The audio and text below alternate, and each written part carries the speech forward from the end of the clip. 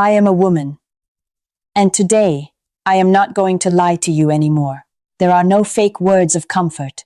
There are no slogans that marriage therapists like to repeat. There is only the naked truth that nobody has the courage to tell you. If you are watching this video, I know you are hurting.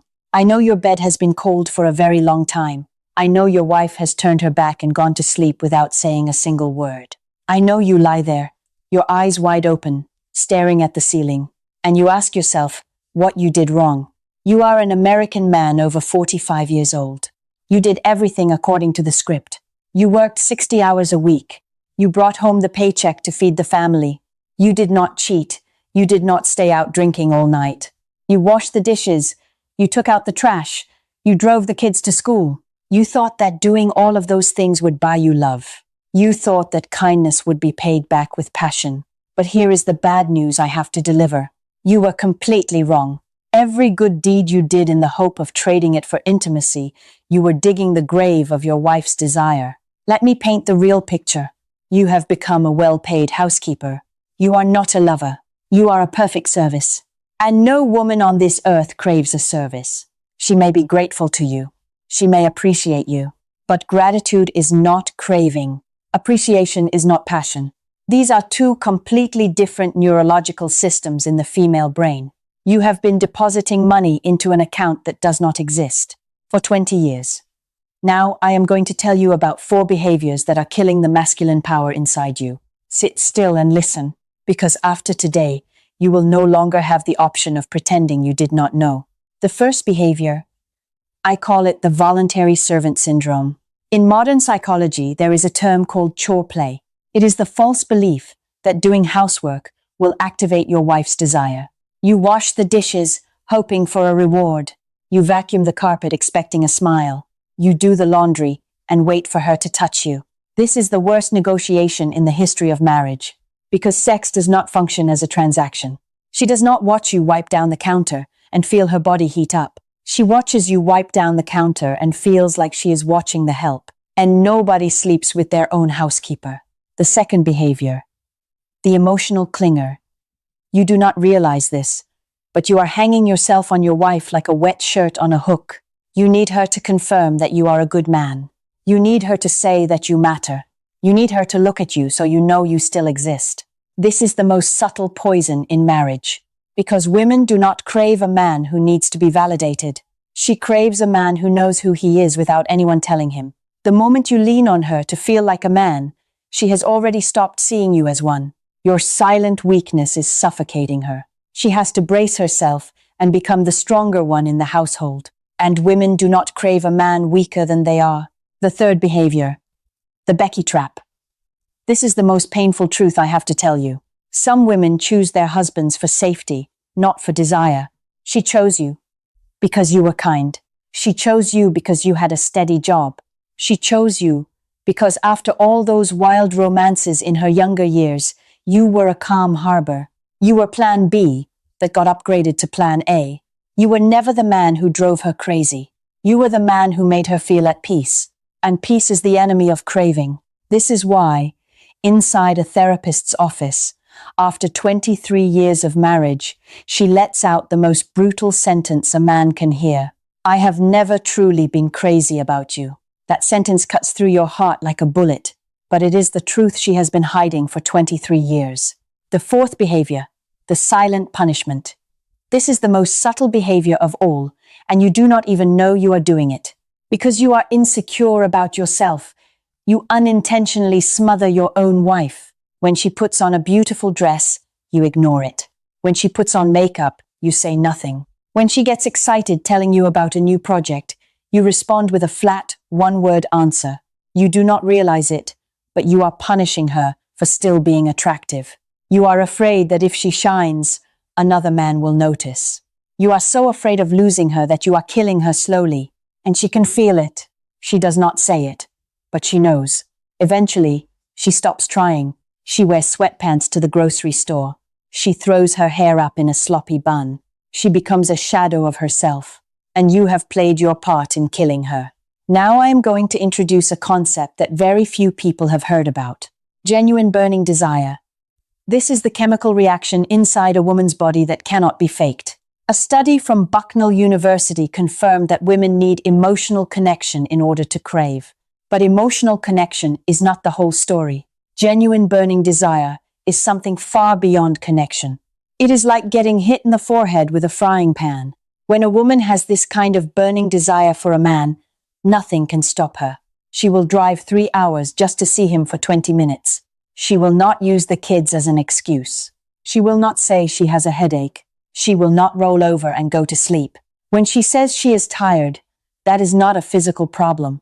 When she says she has a headache, that is not a health problem. When she says she has too much going on, that is not a time problem. That is the politest way of telling you that the burning desire has died. You cannot negotiate with a cold heart. You cannot beg a body that no longer responds. You cannot bribe a nervous system that has disconnected itself from you. Think about this. You spent 23 years catering to her. You built the house. You raised 3 children. You paid every single bill, never a dollar short. You never betrayed her, not even once. And in return for all of that, she sat in the counselor's office and said that sentence.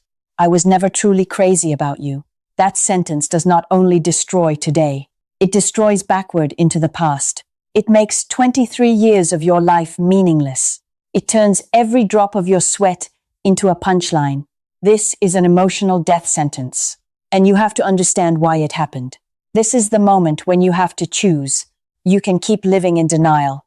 You can keep buying flowers, buying jewelry, taking trips to Cancun, hoping that something will be different. I am telling you right now, it will not change. Or you can choose the harder road, the road of taking yourself back. Listen to these 4 specific steps. Step 1. Stop negotiating for sex immediately. Starting today. Wipe the trading mentality out of your head completely. Never do anything in the hope of getting intimacy in return. When you wash the dishes, do it because you live in a clean home. When you drive the kids to school, do it because you are a father. When you buy flowers, do it because you like seeing them open up in the living room. Never beg for intimacy. Never plead. Never grovel. The moment you beg, you are dead in her eyes. A real man does not beg for sex.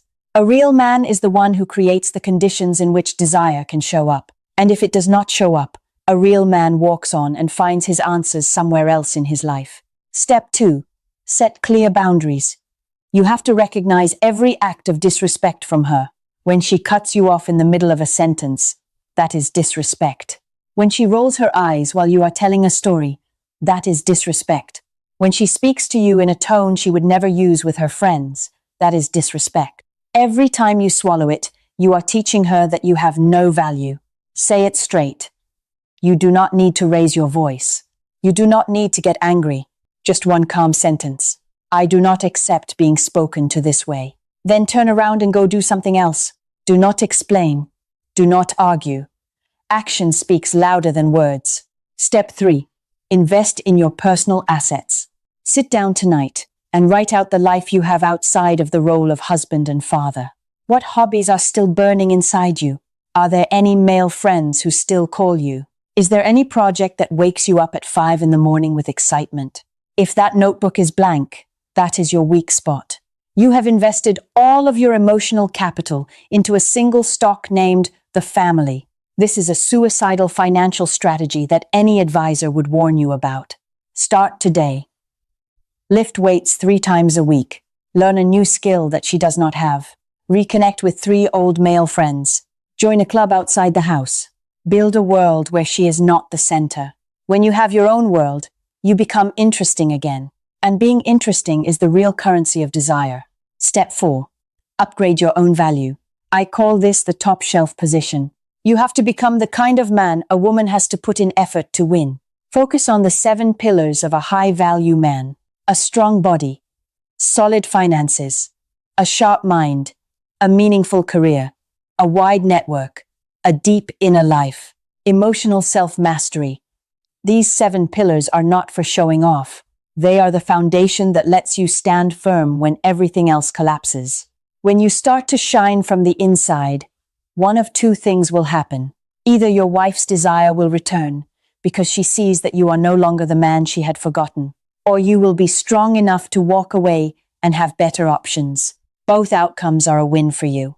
I am not promising you that your wife will change. I am not promising that your bed will warm up again. This is not a video that sells you false hope, but I am promising you one thing. When you start living for yourself, you will stop hurting. When you stop begging, you will find your dignity again. When you become a man who is desired, you will no longer be worth pitying. There is a community of American men, over 45 years old, walking this road right alongside you. They are not men who hate women. They are men taking themselves back after 20 or 30 years of being lost. They share, they train, they rebuild. If this video touched you, hit the subscribe button right now. Leave a comment and let me know where you are on this journey. We are not teaching you how to beg for love. We are teaching you how to become a man who no longer has to beg. And now, the question I want you to carry to bed with you tonight. Turn off this video. Turn off your phone. Sit still in the dark for 1 minute. Then ask yourself this.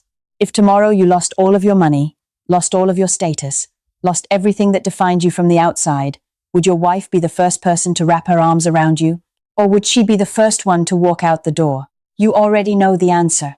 The real question is, what are you going to do with that answer, starting tomorrow morning?